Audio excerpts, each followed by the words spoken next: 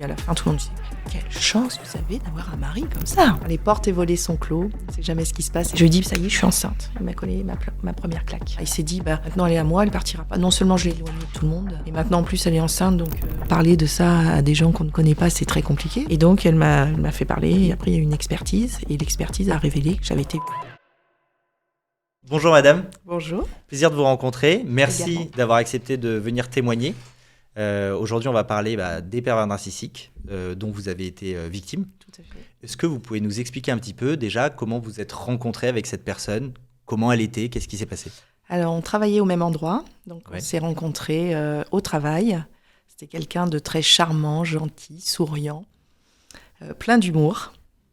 Donc évidemment, je suis tombée amoureuse. Ouais. Et puis on a vécu très vite ensemble, parce qu'on avait l'âge et qu'on s'était dit, bon, allez, ok, pourquoi pas. Donc quelqu'un qui m'emmenait partout, qui avait un humour décapant. Et puis petit à petit, l'humour a changé.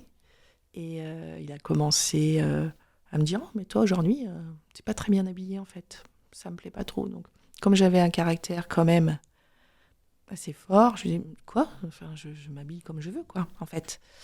Et puis, bon, il a stoppé. 3 mois après, il a recommencé environ en me disant, oh, t'es pas bien coiffée aujourd'hui. Donc, c'était petit à petit, c'était insidieux. Et puis, au fil du temps, il a commencé à être de plus en plus désagréable. Et je me disais, bon, c'est peut-être le travail, c'est peut-être, voilà, on a décidé, nous, d'acheter une affaire ensemble, de travailler, d'avoir un commerce H24, donc travailler H24 avec la personne, 7 jours sur 7, parce que c'était un commerce d'alimentation. Et on est parti. Donc, il m'a éloigné, il ne voulait pas rester dans la région. Donc, on est parti, à 400 km à peu près. Au début, cette personne, donc c'est vraiment un coup de foudre Oui, quelque c'est part. ça, c'est ça.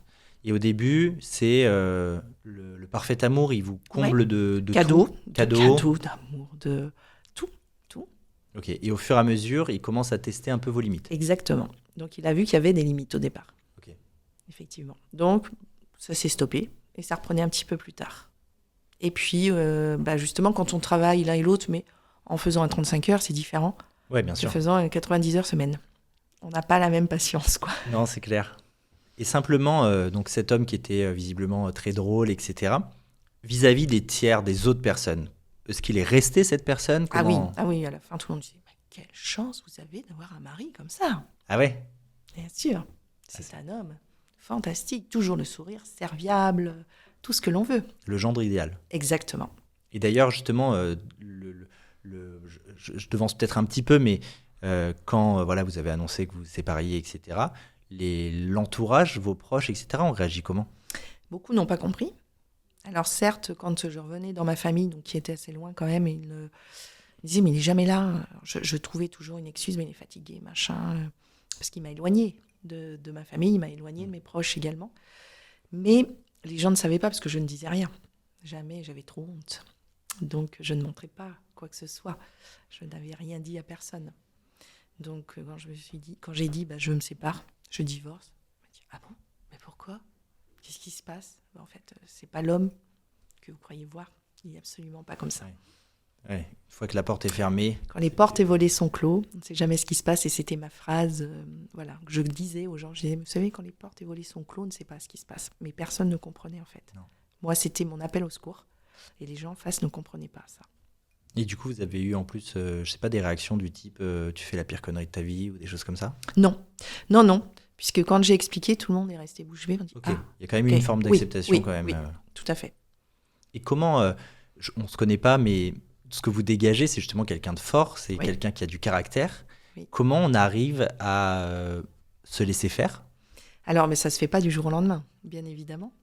Effectivement, j'ai toujours été, mes amis de lycée me disent encore, mais tu étais la première à combattre toute l'injustice possible, inimaginable, et comment tu as pu te laisser... Mais tout le monde, en fait, ça peut arriver à tout le monde, et c'est justement, eux sont très forts. D'avoir quelqu'un qui a un caractère fort, ils se disent, ah ouais, super, je réussis à la mettre plus bas que terre, à genoux. C'est le trophée, une victoire. Ouais, bien sûr, c'est leur Graal pour eux.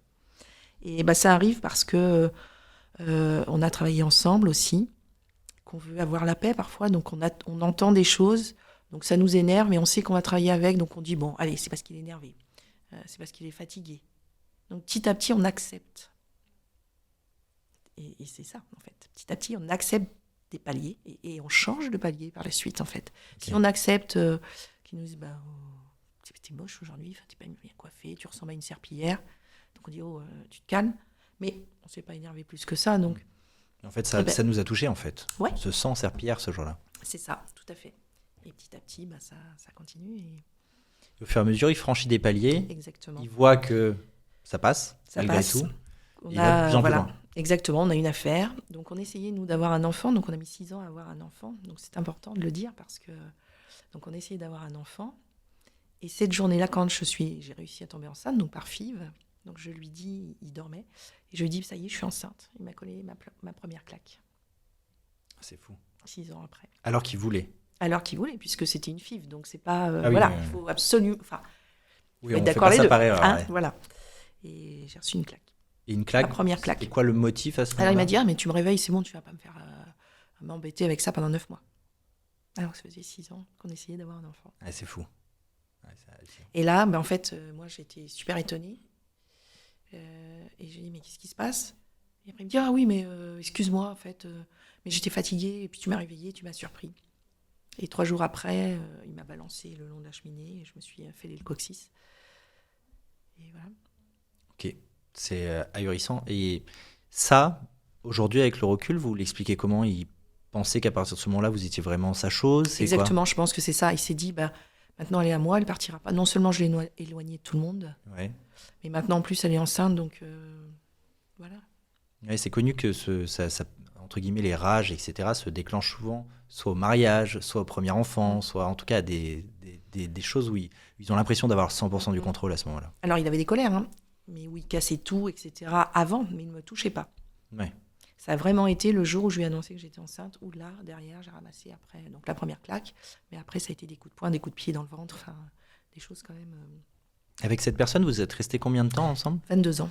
Ah oui, donc ça fait vraiment énormément. Si Exactement. vous pouviez, entre guillemets, reprendre un peu les grandes étapes, en fixant, on va dire, des dates de manière très large, hein, les 3 premières années, les 5 premières années, comment vous pourriez raconter votre histoire sur ces 22 années? Je dirais que les 2 premières années, c'était quelqu'un de très sympa. Enfin, les 6 premiers mois où il a été vraiment idyllique, c'était bien. Pendant 2 ans, il y avait quelques colères, mais qui n'étaient pas non plus énormes. Qui étaient compensées par d'autres qualités. Exactement. Et puis lorsqu'on a pris notre commerce, alors là, les colères se sont décuplées, mais des colères d'une violence où tout est cassé en fait. Là, vous avez un studio, vous n'avez plus rien au final, tout est en petits mois, tout est cassé. Et puis 6 ans après, c'est la première claque, et voilà. Et après, donc, vous parlez donc violence physique? Oui. Violence psychologique? Oui. Violence financière. Financière aussi? Parce que je travaillais avec lui. Donc derrière, il a commencé à me dire, donc tu pars à quelle heure faire les courses, tu dois être de retour à telle heure. L'argent, c'est moi qui le gère, je regarde ce que tu as sur le compte, c'est toi qui paies les loyers, c'est toi qui paies. Et au final, il ne me restait plus rien pour faire quoi que ce soit et mettre de côté pour partir au cas où. Parce que je commençais à dire, bon, c'est bon, t'arrêtes maintenant, parce que là, moi, je vais partir. Okay. Et là, il m'a dit, non, tu partiras pas. Ou je te tuerai, ou je te mettrai dans la rue. On travaille ensemble. Je te déclare pas ni pour... parce que j'étais conjointe, collaborateur. Donc, je te déclare pas ni pour le chômage, ni pour la retraite. Parce que si tu repars, tu n'auras rien. Rien du tout. Et je suis restée parce que j'avais peur. Et après, il a commencé à me dire, mais si tu pars, ta fille, tu ne la reverras jamais. Mais ça, donc, c'est le mécanisme de peur. Donc, on reste. Encore et encore. Et les colères sont multipliées. Enfin, c'est tous les jours. C'est plusieurs fois par jour. C'est des coups plusieurs fois par jour. On se protège. Jusqu'au jour où il a pris un couteau. Où là, je lui ai dit, moi, stop, j'arrête. C'est bon. T'es allé trop loin. Ouais. Donc, il a pris un couteau. Pourquoi, comment j'ai fait ça? Donc, le couteau s'est planté. Je me suis urinée dessus parce que tellement j'ai eu peur. Et là, j'ai dit, waouh, on a passé encore un cap, quoi. Et là, mais jamais je l'aurais cru capable de ça, en fait. Et, oui. Et là, j'ai dit, il faut que je parte. Donc, je lui ai dit, écoute, je vais demander le divorce. Donc, voilà. Il m'a dit, ok, tu fais ce que tu veux. Tu sais ce que je t'ai dit. Donc, j'étais restée à la maison. Lui dormait ailleurs. Et un jour, il est revenu parce qu'on avait notre fille, quand même. Donc, il venait la voir. Et je sentais qu'il était très en colère. Il avait appelé avant, il m'a dit hier, je vais te buter. Je sais pas quand, mais je vais te buter.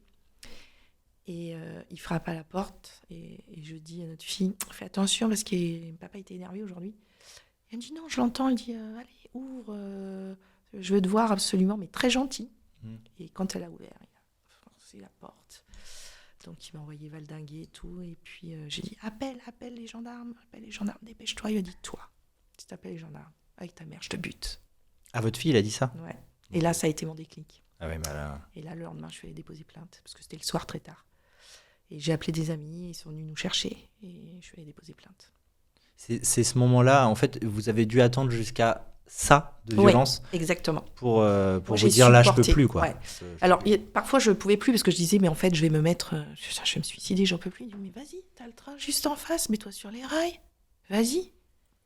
Ouais, c'est fou. Ouais. Et après, j'ai dit, bon, j'ai ma fille, non, allez, je reste. Et j'étais allée voir une avocate qui m'avait dit, vous savez, tant qu'elle n'a pas 14 ans, votre fille, ça va être compliqué. Parce que derrière, elle sera obligée d'aller voir son père. Et je lui dis, ouais, mais moi, je ne la reverrai pas. Il m'a toujours dit que si je partais, je ne la reverrai pas. Donc, je dis, je reste jusqu'à temps qu'elle ait 14 ans. Et quand ça s'est arrivé, elle avait 13 ans et demi, en fait. Ok. Ouais, c'est le moment où vous vous êtes dit, ça y est, je peux lui offrir autre chose. Voilà. Ça, c'est fréquent. Avec le recul, justement, est-ce que vous conseillerez à une victime de rester jusqu'à 14 ans? Que non. Parce que même pour notre fille aujourd'hui, en fait, elle a vécu la violence et aujourd'hui, elle pensait que c'était normal. Alors, évidemment, ça fait 9 ans que je suis partie. Donc, elle est allée chez un psy pendant 4 ans, moi aussi. Donc, elle a compris certaines choses. Mais ce n'est pas l'exemple à donner, évidemment, à son enfant, puisqu'elle voit des coups de temps en temps. Elle entend des choses, des cris.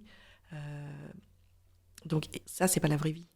Et malheureusement, s'ils vivent là-dedans, ils se disent, en fait, maman a vécu ça, donc moi, c'est peut-être normal, en fait. Oui, c'est la vie d'adulte, quoi. Ouais. Donc, non. En fait, au premier coup, au premier petit doute, il faut partir. C'est le conseil que je donnerais aux femmes. Et sur la partie, justement, juridique, donc au moment où vous avez dit, voilà, je pars, etc., qu'est-ce que vous avez, comment vous avez trouvé la justice? Qu'est-ce qui vous est arrivé là-dessus? Alors, déjà, j'ai déposé plainte. Donc, la première fois que je suis allée déposer plainte, donc parce qu'il y avait violence psychologique, financière, physique et sexuelle, bien sûr. Évidemment. Okay. Parce que quand on reçoit un coup, on a beau dire ce que l'on veut, il n'y a pas de rapport sexuel consenti, ce n'est pas vrai. Donc, simplement pour que les gens comprennent, c'est quoi? C'est-à-dire qu'il estimait que comme vous étiez sa femme, il disposait c'est n'importe comme il voulait, quand il voulait. Et même si je disais non, eh bien, je me ramassais une claque, quoi. Okay. Et j'avais pas le choix malgré tout. Il y avait un rapport sexuel automatiquement derrière, évidemment. Donc, il valait mieux dire oui. Comme ça, je savais pendant 2-3 jours, j'allais être tranquille. Voilà. Ouais, on se protège comme on peut, quoi. Exactement. En fait, c'est ça. Je me disais, bon, comme ça, il va moins s'énerver. On va être tranquille 2-3 jours avec ma fille. Et puis voilà. Oui, c'est serre les dents et puis ça va voilà, passer, quoi. Exactement. Et justement, donc, sur la partie justice, donc avec toutes ces violences, etc. Ouais. Alors, je suis allée déposer plainte. La première fois, le gendarme qui m'a reçue m'a dit, ouais, ok, super. Donc, pourquoi vous me dites viol? Enfin, non, j'avais pas dit viol. Je disais rapport sexuel non consenti. Et à ce moment-là, un ami, un ancien policier était avec moi, donc qui était bien plus âgé que moi. Il l'a fait rentrer et en fait, il était à côté. J'étais très mal à l'aise. Non, mais non, en fait, non. Parce que je n'allais pas raconter devant ça. Votre ami ouais. Ah oui. Non. Ah bon, très bien. Allez, hop. C'est fou de manquer autant de délicatesse et de... C'est ça. Et par chance, je connaissais quelqu'un dans cette gendarmerie qui a vu ma voiture et qui me dit, mais qu'est-ce que tu fais là? Et je dépose plainte. Il me dit, bon, tu déposes plainte, qu'est-ce qui t'est arrivé? Il y a eu un problème dans votre commerce? Non, pas du tout. Et là, je lui dis, il me dit, en fait, attends, là, c'est pas lui, il faut que tu ailles voir. Moi, je vais t'envoyer quelqu'un qui sait s'occuper. Heureusement, il a été compréhensif et il lui a pas dit, ah bon enfin, je sais pas, Non, là-dessus, il a dit, bon, écoute, je t'envoie voir quelqu'un. Il y a des femmes, des gendarmes spécialisés pour ça. Trop bien. Et là, effectivement, j'ai eu une gendarme qui a été très bien. Donc, il y a eu 5h30 d'audition. Tout a été bien. Ça a été bien fait. Ça a été super bien fait. Quand je suis allée voir l'avocate, même mon avocate m'a dit, je n'ai jamais vu un dossier aussi bien ficelé que le vôtre. Donc, elle avait vraiment tout. Ouais. Et ça, c'est quoi, justement, peut-être que ça peut intéresser des gens, parce que c'est quand même souvent qu'on entend dans les Quand on va poser plainte, la personne nous dit il n'y a pas de viol, c'est votre mari. Voilà, ou, ah ben moi on me l'a dit, oui. voilà. Ah bon, parce que... Et comment vous avez eu accès à ces personnes bienveillantes Mais parce que qui ont pris cette votre fois-là, dossier quand j'y suis allée, effectivement, la personne que je connaissais m'a envoyée vers là. Et cette gendarme-là, qui faisait partie des CAPE, donc qui s'occupe des femmes et des enfants victimes de violences. CAPE, c'est une unité spéciale. Oui, c'est Ok. une unité spéciale qui s'occupe des femmes et enfants victimes de violences. Ok. Et ça Donc, s'appelle CAPE. C'est ça. Ok. Très intéressant. Je savais pas que ça existait. Alors ce que ça veut dire exactement, je sais plus, mais voilà. Et eux derrière m'ont orienté, donc m'ont dit nous on va vous donner des noms d'avocats qui s'occupent effectivement de personnes comme vous. Donc, donc voilà, ils m'ont envoyé aussi passer des examens, évidemment, pour savoir dans quel état j'étais, psychologiquement parlant. Un gynéco, évidemment. Et puis tout s'en est suivi, la machine judiciaire a pris le pas. Et je sais que moi, l'avocate m'a dit, vous savez, ça n'ira jamais aux assises, parce qu'il faut savoir, nous, sur Bordeaux, c'est très rare. Ah oui, c'est extrêmement rare. Hein. Donc je dis, bon, ok. Donc ça a suivi son chemin. Lui est allé, il est resté 3 mois, je crois, en détention.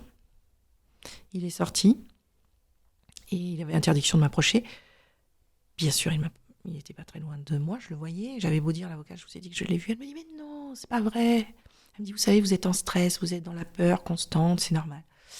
Et lorsqu'on a reçu le retour des gendarmes, elle m'a dit, je tenais à m'excuser. Parce qu'en fait, vos téléphones bornés, effectivement, oui, il était toujours à côté de vous. C'est fou. Tout le long, il est resté à proximité. Il est retourné après en détention parce que justement, il n'avait pas respecté. C'est ça. Ok. Là-dessus, du coup, vous estimez quand même que la justice a fait du bon travail dans l'ensemble. Oui, parce que même après, lorsque j'ai déposé plainte et tout ça, c'est le procureur qui a dit, en fait, ça va aller aux assises. Parce que suite aux expertises psychologiques que l'on a eues, l'un et l'autre, moi, je n'avais pas parlé de viol au départ, parce que je ne voulais pas en parler. Donc, elle m'avait reconvoqué, la gendarme, pour me dire oui, mais il y a des choses là, je voudrais un peu plus de précision. Je dis ouais, mais bon, ça reste mon mari. Parce qu'on est dans le déni. Bien sûr, et puis on quoi est qu'il en soit, même si on le sait, on est dans le déni. Parce qu'on ne veut pas, parce qu'on a honte, parce que voilà, tout ça aussi. Et de parler de ça à des gens qu'on ne connaît pas, c'est très compliqué. De sa vie intime, c'est très compliqué. Et donc, elle m'a fait parler et j'ai dit des choses. Et après, il y a eu une expertise. Et l'expertise a révélé que j'avais été... Ok, ils ont pu le voir, même après... Oui, parce que par des phrases, par des mots, par plein de choses, en fait, ils ont dit, en fait, cette femme-là, voilà, est très fragile psychologiquement, est en dépression et a subi des viols. C'est impressionnant. Et donc après, ça, il y a eu le un procès en procureur, assises, oui. Ce qui est extrêmement rare, il faut Exactement. le dire. Exactement. C'est pour aller en assises, il faut vraiment, évidemment, un dossier très, très solide. Et il faut avoir vécu des choses affreuses, malheureusement. Oui, c'est ça. Quand je vous vois aujourd'hui, déjà, merci de votre témoignage. J'espère que ça en aidera le plus grand nombre. Ouais, mais je vois justement quelqu'un de quand même reconstruit. Oui. Peut-être pas sur tout, mais en tout cas, vraiment, vous avez l'air d'être forte. Comment vous avez fait ? Quelles ont été les étapes ? Alors, dans mon malheur, comme je dis, j'ai toujours eu beaucoup de chance. J'ai quand même fait 4 ans de psy. Je suis allée voir un psychiatre, un psychologue. J'ai fait de la sophrologie également. Donc, il m'a beaucoup aidée. J'ai fait de la méditation. Et toutes ces personnes-là m'ont accompagnée durant 4 ans. Okay. Ont été présentes aussi au procès. Il faut savoir que le procès, quand on entend coupable, ça nous fait un bien, mais ça répare beaucoup de choses, quoi. D'avoir été cru, c'est le problème entendu. De beaucoup de victimes, c'est qu'elles ne sont pas reconnues dans leur statut de victime. En fait, moi, je ne cherchais pas qu'il fasse de la prison derrière ou quoi que ce soit. Parce que j'avais beaucoup d'amis, justement, quand on a fait le procès. Donc, pour viol, au départ, on m'avait dit, est-ce que vous voulez qu'il soit en clos ? Et j'avais dit oui, parce que je n'ai pas envie de raconter devant tout le monde. Et l'avocate m'avait dit, non, vous savez, il vaut mieux faire un procès ouvert. Parce que même si vous avez du monde, pour votre reconstruction à vous, c'est important. Et elle avait tellement raison. Et puis, si ça avait été en huis clos, il aurait pu dire que c'était lui la victime d'un système juridique où tout le monde était contre lui. Ah, mais c'est ce qu'il a dit. Hein. Ah ouais, voilà. Non, mais au moins, il y avait des éléments. Il l'a dit, voilà, c'est ça. Gens. Non, ça, il l'a dit, tout à fait. Mais il y avait des gens, et voilà. Et d'avoir été reconnu, lui, coupable, en fait, j'ai eu l'impression que mes poumons s'ouvraient et que je pouvais respirer à nouveau. Ah ouais ? Ah oui, mais ça a été vraiment ça. C'était... On m'a cru. Il m'avait toujours dit, qui te croira ? C'est ta parole contre la mienne. Lui était si gentil devant toutes les personnes qu'il y avait. Toujours agréable, serviable, etc. Là, il a réussi à vous atteindre en vous disant tout ce que tu vis n'est qu'une illusion. C'est toi qui es folle, ma pauvre. Qui va te croire? Des bleus? Ouais, tu fais du full contact. En fait, je suis intelligent, je ne le mets pas sur ton visage, je le fais sur les côtés. Bien sûr. Évidemment. Qui te croira? Et heureusement, il y a eu des expertises de fait pour ce procès et j'ai été crue.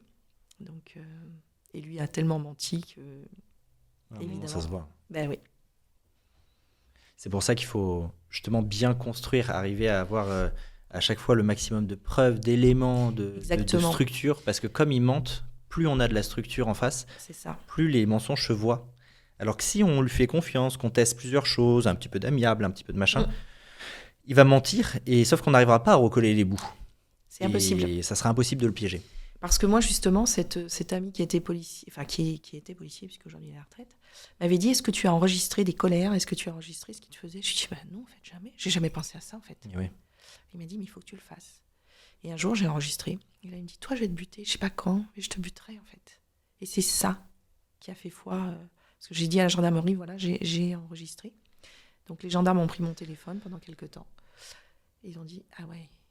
Et donc quand ils l'ont appelé, il a dit, comment ça se passe avec votre femme? Oh, mais très bien.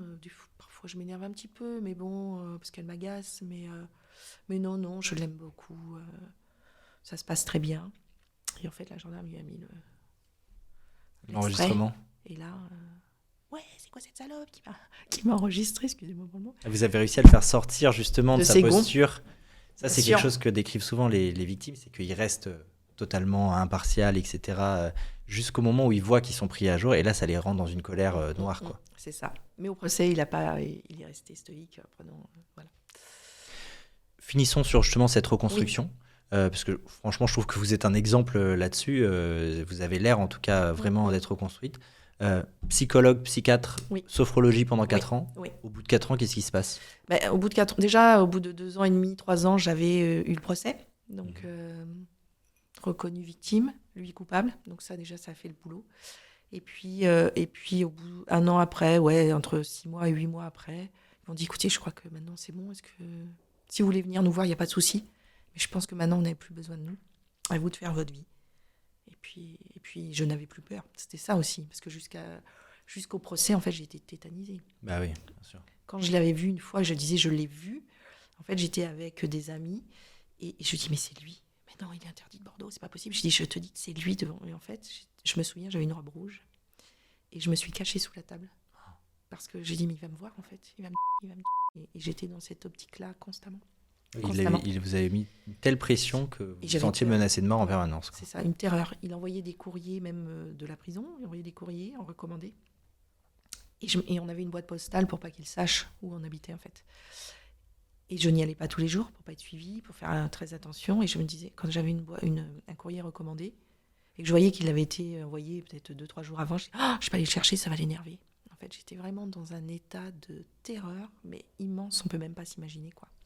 En fait, vous continuez à ne penser que par lui. Oui, c'est ça. Et par votre relation. Exactement. Et pas par vous. Non, tout à fait. Et ça a duré. Ça, justement, ça a mis 4 ans à peu près à... Ça a duré jusqu'au procès. Quasi jusqu'au... Un petit peu avant, bon, effectivement, les thérapeutes ont fait leur boulot. Hein, et j'ai réussi à ne plus avoir peur. Au procès, je me disais, je vais le voir, j'ai peur. Effectivement, j'avais une seule peur, c'était son regard. Parce que son regard voulait tout dire. Et j'ai dit, je ne pourrais pas dire. Donc, on m'avait expliqué comment faire, ne pas le regarder pour pouvoir parler, etc. Et justement, qu'est-ce que vous appelez le regard? Parce que c'est important. Qu'est-ce que vous voyez dans son regard? La colère. Une colère noire derrière moi. Et je savais quand est-ce que le coup allait tomber. Le regard suffisait. Sa bouche et le regard suffisaient. Je savais. C'est quoi justement cette expression qui... Des mimiques. On entend souvent... Des mimiques qui font qu'on le connaît. Lui, il nous connaît, mais nous, on le connaît aussi. Donc... Quand les colères se préparent, on voit l'œil noir qui arrive et on sait que derrière, dans les 30 secondes qui vont suivre, on va se ramasser un coup. Ok, donc c'est un regard qui s'assombrit d'un coup. Oui, c'est ça. D'une façon impressionnante. Oui, et une bouche qui se serre, et voilà. Ok. Si vous aviez un message pour les gens qui sont potentiellement dans un cas similaire, ça serait lequel? De parler. Parler à qui? De parler à des amis. Parce que les amis, ils sont là pour le bon et le moins bon, qu'elles seront crues, toutes ces femmes-là, et partir si c'est possible. en faisant très attention quand même à elle. Et sur la reconstruction? Il faut aller voir des psys, c'est très important. Parce qu'on va comprendre le pourquoi pour éviter de reprendre après, de retrouver un homme pareil. Donc il faut faire attention à ça. Est-ce que c'est possible de se reconstruire après une relation comme ça? J'ai retrouvé quelqu'un et voilà, je vais me marier même. Donc, et Félicitations. pourtant, j'avais toujours dit que je ne me marierais jamais plus. Et voilà, on va se marier. Donc oui, c'est possible. Parce que quand on a compris pourquoi on a subi tout ça et pourquoi on a accepté, derrière, on fait très attention. On a le radar qui est là fois 1000, quoi. Évidemment. Merci beaucoup pour votre Merci. témoignage. Merci pour le temps que vous avez pris et j'espère que ça aidera le maximum de personnes. J'espère. Merci beaucoup. Merci.